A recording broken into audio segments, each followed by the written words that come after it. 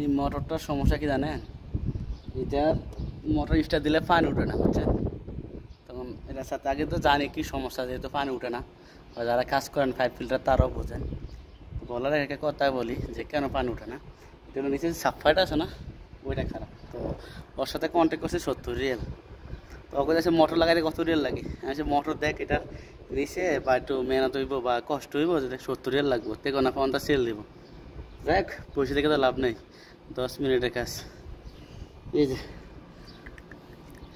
পানি লিক হয় আর কি, তো এটা খারাপ, তো সৌদি আনতে গেছে, বুঝছেন। এগুলো সৌদি আরব টেকনিক করে কাজ করতে হয়, টেকনিক করে টাকা আনতে হয়, বুঝছেন ভাইরা। এমনি টাকা দেয় না, বা কন্ট্যাক্ট যদি না করেন 20 রিয়েল উপরে একটুকু দিবে না, বা অনেকে টাকাও দিতে চায় না, যে 10 মিনিটের কাজ কী টাকা চাস। তো কন্ট্যাক্ট যে কোনো কাজ করার আগে কন্ট্যাক্ট করে নেবেন, তো শতভাগ মানে আপনার লাভ হবে আর কি। কাজ জানা আগে ভাই টেকনিক জানতে হবে, বুঝছেন।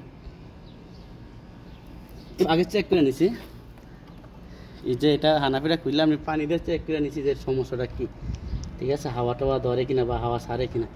পানি দেওয়ার পরে কিন্তু পানি উঠছে, তারপরে নিশ্চিত হলাম যে এটা নিচে সাপ্লাইটার সমস্যা। তো ভিডিও যদি ভালো লাগে থেকে তবে একটু লাইক শেয়ার দিয়ে দিবেন।